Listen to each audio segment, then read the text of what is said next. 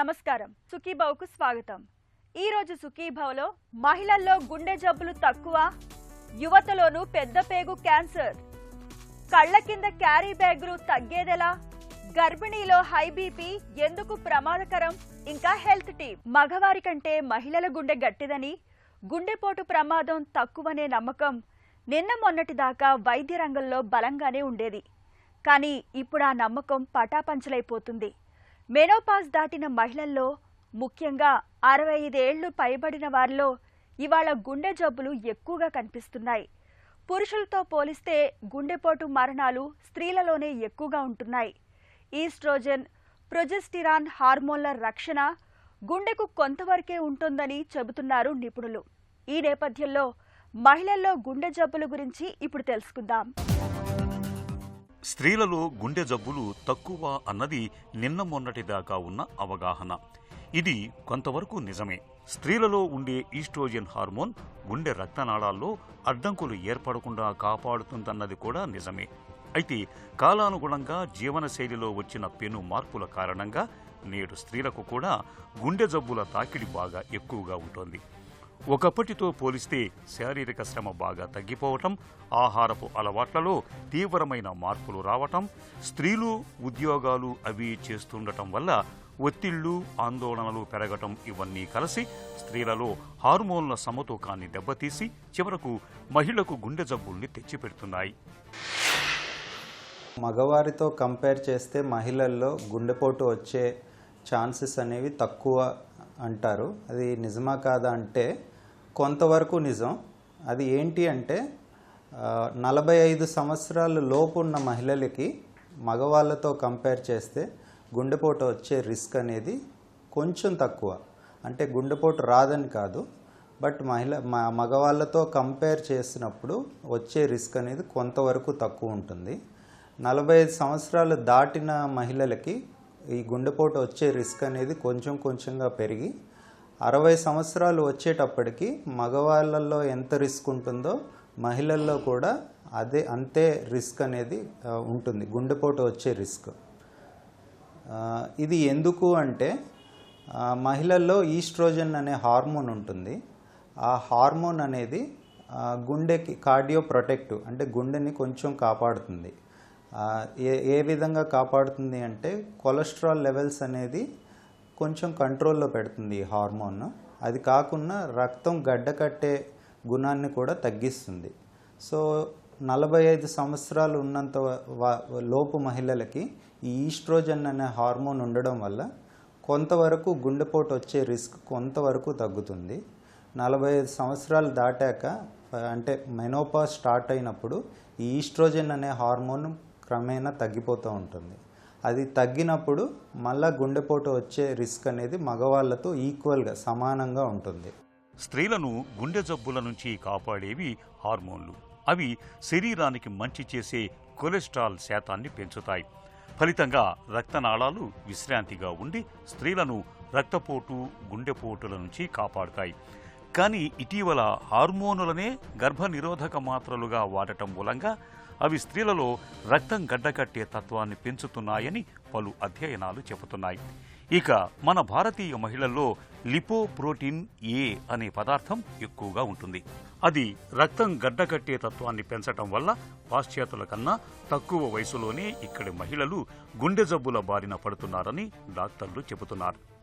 వీటికి తోడు శృతిమించిన ఒత్తిళ్లు, ఆందోళనలు మహిళ గుండెను మరింత ప్రమాదంలోకి నెడుతున్నాయి।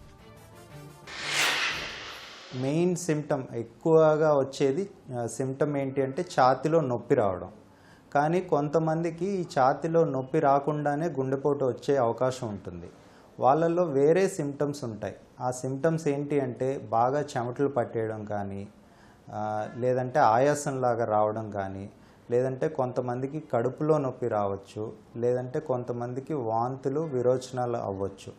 సో ఇవి మెయిన్గా ముఖ్యంగా చూస్తే మహిళల్లో కానీ, షుగర్ పేషెంట్స్ కానీ, లేదంటే బాగా పెద్దవాళ్ళు అంటే 70 ఏళ్ళు పైన వాళ్ళు, ఈ ముగ్గురులో ఛాతీలో నొప్పి రాకుండానే గుండెపోటు వచ్చే అవకాశం ఉంటుంది।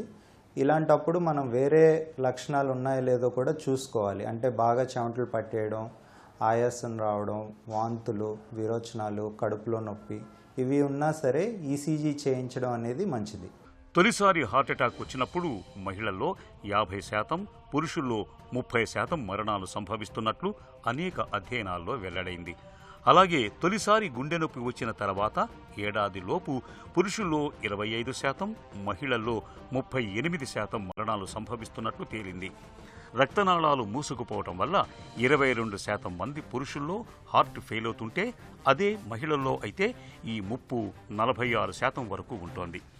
గుండెకు మరింత ఆక్సిజన్ అవసరమైన సందర్భాలలో మహిళలలో సాధారణంగా చిన్న సైజులో ఉండే ధమనులు తగినంతగా వ్యాకోచించవు. దీనికి తోడు మహిళల్లో రక్తనాళాలు తక్కువ వ్యాసం ఉండి గుండె కండరాన్ని నొక్కివేయటం వల్ల గుండెపై ఒత్తిడి పెరుగుతోంది. మహిళల్లో చూసుకుంటే ట్రీట్మెంట్ పరంగా సేమ్ మగవాళ్ళలో ఏ విధమైన ట్రీట్మెంట్ ఉంటుందో మహిళల్లో కూడా సేమ్ ట్రీట్మెంట్ ఉంటుంది. తీసుకోవాల్సిన జాగ్రత్తలు కూడా సేమ్ ఉంటాయి, అవే ఉంటాయి. బట్ కొంచెం ఎక్స్ట్రాగా మహిళల్లో తీసుకోవాల్సిన జాగ్రత్తలు ఏంటి అంటే ఈ హార్మోనల్ ఇంబ్యాలెన్సెస్, అంటే ఈ హార్మోన్లో అవకతవకలు ఉన్నా సరే గుండెపోటు వచ్చే రిస్క్ అనేది కొంచెం పెరుగుతుంది. ముఖ్యంగా చెప్పాలంటే పీసీఓడి వ్యాధి కానీ, ఈ మధ్యన పీసీఓడి వ్యాధి అనేది ఎక్కువ శాతం మహిళల్లో ఉంటుంది. వీళ్ళల్లో హార్మోనల్ ఇంబ్యాలెన్సెస్ వచ్చి హార్ట్ డిసీజెస్ వచ్చే ఛాన్సెస్ పెరుగుతున్నాయి. సో మహిళల్లో ఎక్స్ట్రాగా ఈ హార్మోనల్ అవకతవకలను కూడా దృష్టిలో పెట్టుకొని అవి కూడా చెక్ చేసుకుంటూ ఉండాలి. మహిళల్లో అంటే గుండెపోటు వచ్చే కారణాలన్నీ కూడా మనం కంట్రోల్లో పెట్టుకోవాలండి. ఒకటి బీపీ కంట్రోల్లో పెట్టుకోవాలి, షుగర్ లెవెల్స్ కంట్రోల్లో పెట్టుకోవాలి, కొలెస్ట్రాల్ లెవెల్స్ కంట్రోల్లో పెట్టుకోవాలి, బాడీ వెయిట్ని కూడా కంట్రోల్లో పెట్టుకోవాలి. ఫిజికల్ యాక్టివిటీ, రెగ్యులర్గా ఫిజికల్ యాక్టివిటీ ఎక్సర్సైజ్ అనేది చేయాలి. హార్మోనల్ ఇంబ్యాలెన్సెస్ ఏదన్నా ఉంటే కరెక్ట్ అది సరి చేసుకోవాలి. ఇంటికి దీపం ఇల్లాలని, పిల్లలే మన ఆశయ జ్యోతులని అనటం వింటూ ఉంటాం. అలాంటి వారి ఆరోగ్యానికి, ముఖ్యంగా గుండె ఆరోగ్యానికి భరోసా అందించాల్సిన బాధ్యత ఇంటిలిపాదిది, అలాగే సమాజానిది కూడా. ముఖ్యంగా క్యాలరీలు, కొవ్వులు ఎక్కువగా ఉన్న ఆహారాలకు దూరంగా ఉండటం, నిత్యం ఓ గంటపాటైనా ఏదో ఒక రూపేణ వ్యాయామం చేయటం, ఒత్తిళ్లను తగ్గించుకునేందుకు మంచి హాబీలను, ధ్యానం లాంటి వాటిని ఆశ్రయించటం, అప్పుడప్పుడు అవసరమైన పరీక్షలు చేయించుకోవటం లాంటి జాగ్రత్తల ద్వారా స్త్రీలు, పిల్లల్లో గుండె జబ్బుల ముప్పును గణనీయంగా తగ్గించవచ్చు. హెల్త్ న్యూస్ మీకోసం. పెద్ద పేగులో క్యాన్సర్లు సాధారణంగా 50 ఏళ్లు దాటిన తర్వాతే కనిపిస్తుంటాయి. కానీ ఇవి పెద్ద వయసు వారితో పోలిస్తే 25 నుంచి 49 ఏళ్ల వయసు వారిలోనూ ఎక్కువగా కనిపిస్తున్నట్లు లాన్సెట్ పత్రికలో ప్రచురితమైన ఒక తాజా అధ్యయనం పేర్కొంటుంది. పెద్ద పేగు క్యాన్సర్ కేసులు వృద్ధుల్లో తగ్గుతున్నట్లు, యువతలో పెరుగుతున్నట్లు గుర్తించామని చాలా దేశాలు వెల్లడిస్తున్నట్లు పరిశోధకులు చెబుతున్నారు. నిజానికి పెద్ద పేగులో క్యాన్సర్ను ముందుగానే గుర్తించవచ్చు.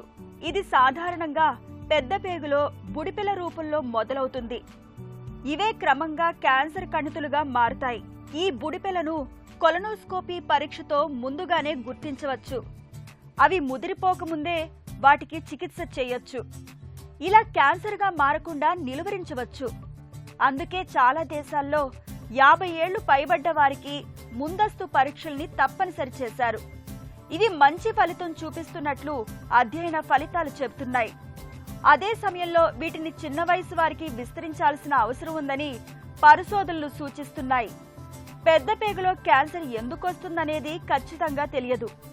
పొగ తాగడం, ఊబకాయం, మరీ ఎక్కువగా మాంసాహారం, ప్రాసెస్డ్ ఫుడ్స్ తినడం, బద్ధకపు జీవనశైలి వంటివి దీనికి దోహదం చేయొచ్చునని నిపుణులు అభిప్రాయపడుతున్నారు. ప్రస్తుతం ప్రపంచవ్యాప్తంగా ఇలాంటి ముప్పు కారకాలు పెరుగుతున్న నేపథ్యంలో వయసుతో నిమిత్తం లేకుండా తరచూ ముందస్తు పరీక్షలు చేయించుకుంటూ అంతా అప్రమత్తంగా ఉండడమే మంచిదని పరిశోధకులు చెబుతున్నారు.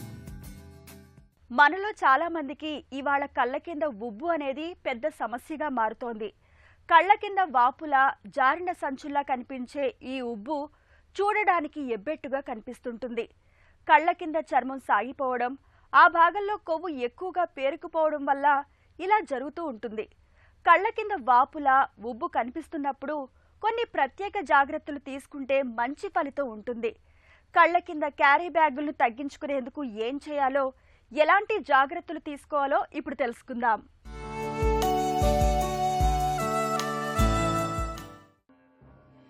కళ్ల కింద ఉబ్బు చాలా మందిలో చూస్తూ ఉంటాం. దీన్ని కళ్ల కింద సంచులుగాను భావిస్తూ ఉంటారు. నిద్రలేమి, అలర్జీలు, ఉప్పు పదార్థాలు, పొగ తాగటం వంటివెన్నో వీటికి కారణమవుతూ ఉంటాయి. సాధారణంగా అక్కడ ద్రవాలు పోగుపడటం వల్ల ఇవి తలెత్తుతూ ఉంటాయి. కొన్ని చిట్కాలతో వీటిని తగ్గించుకునే ప్రయత్నం చేయొచ్చు. అన్నిటికన్నా తేలికైనది చల్లదనంతో అదమటం. శుభ్రమైన రుమాలను చల్లటి నీటిలో తడిపి గట్టిగా పిండాలి. దాన్ని కళ్ల మీద పెట్టుకుని కొద్ది నిమిషాల సేపు నెమ్మదిగా అదమాలి. అయితే దీన్ని కూర్చున్నప్పుడే చేయాలి, పడుకుని చేయొద్దు. మరింత చల్లగా ఉండాలంటే రుమాలను ఫ్రిడ్జ్లో లేదా డీప్ ఫ్రీజర్లో పెట్టి అదమొచ్చు. కొన్నిసార్లు మరింత నీరు తాగటం వల్ల కూడా పరిష్కారం చూపచ్చు. ఒంట్లో నీటి శాతం తగ్గినప్పుడు శరీరంలోని కణాలు, కణజాలాలు తమ అవసరాల కోసం నీటిని సంగ్రహించి పట్టి ఉంచడానికి ప్రయత్నిస్తాయి. ఈ క్రమంలో ఉబ్బు తలెత్తొచ్చు. నీళ్లు తాగితే కణాలు నిల్వ చేసుకున్న నీటిని వదిలేస్తాయి. టీ బ్యాగులను కాసేపు గోరువెచ్చటి నీటిలో ఉంచి పూర్తిగా చల్లబడ్డాక కళ్ల మీద పెట్టుకోవటము మేలు చేస్తుంది.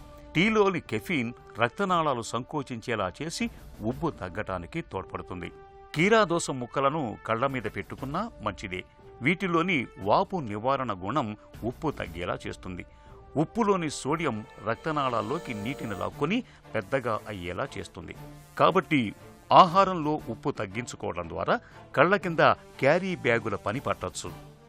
నెల తప్పక ముందు అంతా బాగానే ఉన్నా గర్భం ధరించగానే కొంతమందిలో అప్పటిదాకా లేని సమస్యలు పుట్టుకొస్తుంటాయి. గర్భిణీ దశలో రక్తపోటు పెరగడం అలాంటిదే. కారణం ఏదైనా కావచ్చు, కానీ కాబోయే అమ్మలో రక్తపోటు పెరుగుతున్న కొద్దీ అది అటు తల్లికి, ఇటు పుట్టబోయే బిడ్డకు సమస్యల్ని పెంచుతుంది. అసలు అంతకు ముందు లేనిది గర్భం దాల్చగానే రక్తపోటు ఎందుకు పెరుగుతుంది? ఇలాంటప్పుడు రక్తపోటును అదుపులో ఉంచుకునేందుకు గర్భిణీలు ఏం చేయాలి? జీవనశైలి, ఆహారం అలవాట్లు తదితర విషయాల్లో ఎలాంటి జాగ్రత్తలు తీసుకోవాలి మొదలైన వివరాల గురించి డాక్టర్ని అడిగి ఇప్పుడు తెలుసుకుందాం. గర్భిణీ దశలో అధిక రక్తపోటు సమస్య తీవ్రత మన దగ్గర ఎలా ఉంది? గర్భిణీతో ఉండగా కొన్ని రకాల ప్రాబ్లమ్స్, ప్రెగ్నెన్సీ వలన కొన్ని రకాల ప్రాబ్లమ్స్ వస్తుంటాయి. అందులో చాలా ప్రమాదకరమైనది ఈ హైపర్ టెన్షన్. వాళ్ళకి రక్తపోటు పెరుగుతుంది అనమాట. అంటే ముందు ప్రెగ్నెన్సీ ముందు ఉండదు, డెలివరీ తర్వాత వితిన్ 42 days అది క్లియర్ అయిపోతుంది. బట్ డ్యూరింగ్ ప్రెగ్నెన్సీ ఈ రక్తపోటు, బీపీ పెరుగుతుంది. బీపీ పెరగడం మనం ఆపలేము, కానీ దాంతో వచ్చే కాంప్లికేషన్స్, దాంతో వచ్చే మెటర్నల్ మార్టాలిటీ, మార్బిడిటీ ఇవన్నీ మనం ఎర్లీగా డయాగ్నోస్ చేస్తే ఖచ్చితంగా ప్రివెంట్ చేయగలం. That is it is the hyper tension complicating pregnancy అనేది ప్రివెంటబుల్ కాంప్లికేషను. 10 to 15% ప్రెగ్నెన్సీ పేషెంట్స్లో చూస్తున్నాం. అందులో తీవ్రమైన డిసీజు అరౌండ్ 4 to 5% ఆఫ్ అమ్మాయిల్లో చూస్తున్నాం. గర్భంతో ఉన్నప్పుడు రక్తపోటు పెరగడానికి వెనుక కారణాలేంటి? ఈ హైపర్ టెన్షన్ పెరగడానికి ఇది కారణం అని మనం చెప్పలేం. Maybe that is genetic predisposition, but there so many risk factors, predisposing factors. ఆ ప్రిడిస్పోజింగ్ ఫ్యాక్టర్స్ ఉన్న అమ్మాయిల్లో ఈ బీపీ తొందరగా పెరగడం అనేది మనం చూస్తున్నాం. సో ఎవరిలో బీపీ పెరుగుతుంది అని ముందే మనం ప్రిడిక్ట్ చేయాలంటే ఈ హిస్టరీ. చిన్న పిల్లల్లో ప్రెగ్నెన్సీ వచ్చేసింది, బిఫోర్ 18 years ప్రెగ్నెన్సీ వచ్చింది, వారిలో ఈ బీపీ పెరిగే ఛాన్స్ ఎక్కువ ఉంటుంది. అలాగే late age around after 40 pregnancy వచ్చిన వాళ్ళు ఈ బీపీ పెరిగే ఛాన్స్ ఎక్కువ ఉంటుంది. అలాగే ఒబీస్ ప్రెగ్నెన్సీ వచ్చేటప్పటికి వాళ్ళ హెల్త్ని సరిగ్గా మెయింటైన్ చేయకుండా కన్సీవ్ అయ్యారు, బాగా ఒబీస్గా ఉన్నారు, మాల్ న్యూట్రిషన్ ఉంది, ఎనీమియా ఉంది, షుగర్ ఉంది, ఇవన్నీ అన్కంట్రోల్గా దే ప్లాన్ దేర్ ప్రెగ్నెన్సీ, వీళ్ళలో బీపీ పెరిగే ఛాన్స్ ఎక్కువగా ఉంటుంది. ఇంకొకటి ఫస్ట్ ప్రెగ్నెన్సీలో బీపీ పెరిగే ఛాన్స్ ఎక్కువ. అలాగే మల్టిపుల్ ప్రెగ్నెన్సీస్, సింగిల్ టర్న్లో బీపీ పెరిగే ఛాన్స్ ఎక్కువ బేబీస్ ఉన్నారు, సో తనలో హార్మోన్స్ అండ్ బాడీ రియాక్షన్ ఎక్కువ ఉంటుంది, వాళ్ళలో బీపీ ఎక్కువ వచ్చే అవకాశం ఎక్కువ ఉంటుంది. అలాగే మదర్స్ హు హ్యావ్ ప్రీవియస్ ప్రెగ్నెన్సీలో అమ్మాయికి బీపీ పెరిగింది, సో ఈ ప్రెగ్నెన్సీలో బీపీ పెరిగే ఛాన్స్ ఎక్కువ. వాళ్ళ ఫ్యామిలీలో ప్రీవియస్ ప్రెగ్నెన్సీలో బీపీ రిలేటెడ్ కాంప్లికేషన్స్ వచ్చినాయి, ఈ patient she is high risk to have hypertension. అలాగే ఈఎంఐకి అండర్లయింగ్ మెడికల్ డిజార్డర్స్ ఉన్నాయి, like kidney problem, diabetes, immune disorders ఉంటాయి కొన్ని, సిస్టమిక్ లూపస్ ఎరిథెమటోసిస్ అని చెప్పి, రుమాటిక్ హార్ట్ డిసీజ్ అని చెప్పి, ఇలా ఏమైనా అండర్లయింగ్ మెడికల్ ప్రాబ్లమ్స్ ఉన్న పేషెంట్స్కి కూడా ప్రెగ్నెన్సీలో బీపీ పెరిగే ఛాన్స్ ఎక్కువ. Gestational hyper tension, pre eclampsia వీటి మధ్య తేడాలేంటి? జెస్టేషనల్ హైపర్ టెన్షన్ అంటే ఆ అమ్మాయికి ఆ ప్రెగ్నెన్సీలో 20 వారాలు దాటిన తర్వాత బీపీ పెరగడం మొదలవుద్ది. బీపీ నార్మల్గా 120/80 ఉండాలి. Anything above that is anything above 140/90 అంటే నార్మల్ కంటే ఒక 20 పాయింట్స్ పెరిగింది, దట్ ఈస్ 140/90కి వచ్చింది. అండ్ ఒక్క సింగిల్ రికార్డ్ కాదు, at least 4 hours apart minimum 2 records తీసుకున్నప్పుడు ఆ అమ్మాయికి హైపర్ టెన్షన్ వచ్చింది అంటాం. That is gestational hypertension. Coming to preeclampsia, అది కొంచెం severe form of gestational hypertension. ఇందులో ఏమవుతుందంటే ఇట్స్ జనరలైజ్డ్ ఇన్ఫ్లమేషన్ స్టార్ట్ అవుతుంది బాడీలో. అంటే అమ్మాయికి బీపీ పెరిగింది, ఎర్లీ స్టేజెస్లో she didn't attended the antenatal clinics, ఆ బీపీ డయాగ్నోస్ చేయలేదు. It's a progressive disorder. ప్రెగ్నెన్సీలో ఏమవుతుందంటే పెరిగిన బీపీ ఆ డిజార్డర్ ప్రోగ్రెస్ అవుతూ ఉంటుంది till delivery.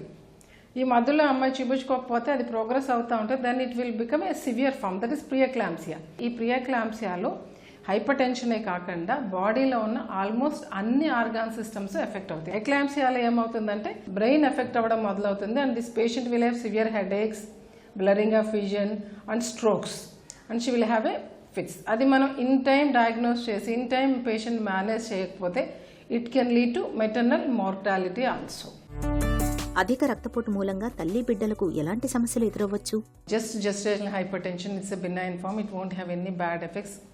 She will have normal delivery. After delivery within 42 days, that is within 6 weeks, normal అయిపోతుంది. If it goes into severe form, left unattended and preeclampsia develop అయితే it will become a multisystemic disorder. Then she will have all complications, severe maternal morbidity and sometimes mortality కూడా. Morbidity అంటే if kidneys effect అయినాయి అనుకోండి, she will have oliguria, urine output తగ్గిపోతుంది, kidney failure వస్తుంది. బ్రెయిన్లో effect అయితే there will be cerebrovascular accidents, so that she will have unconsciousness and maybe coma and sometimes can lead to death. And lungs effect అయితే it can lead to pulmonary oedema, breathlessness. It can also lead to severe maternal complications. And in blood decreased platelets and bleeding complications. Placenta, sometimes because of hypertension there will be separation of placenta leading to severe hemorrhage and baby death. And there's so many maternal complications because it's a multi-system failure. ఈ ప్రియక్లాంప్సియాలో main underline cause is placental dysfunction. Because of this placental dysfunction baby growth effect అవుద్ది. ఎర్లీగా ప్రియక్లాంప్సియా onset అయితే అంటే around 20 weeks and early ప్రెగ్నెన్సీలో వచ్చేస్తే baby మీద effect ఎక్కువగా ఉంటుంది, బికాస్ బేబీ గ్రోత్ ఫస్ట్ నుంచి ఎఫెక్ట్ అవుతుంది, సివియర్ IUGR వస్తుంది. లేట్ ప్రియక్లాంప్సియా అంటే ప్రియక్లాంప్సియా యూజువల్గా లేట్ వీక్స్ ఆఫ్ ప్రెగ్నెన్సీ అంటే అరౌండ్ 34 weeks 35 weeks దగ్గర వస్తుంది. అలా లేట్ ఆన్సెట్ అయితే ఇట్స్ ఫైన్, బేబీ మీద ఎఫెక్ట్ కొంచెం తక్కువగా ఉంటుంది.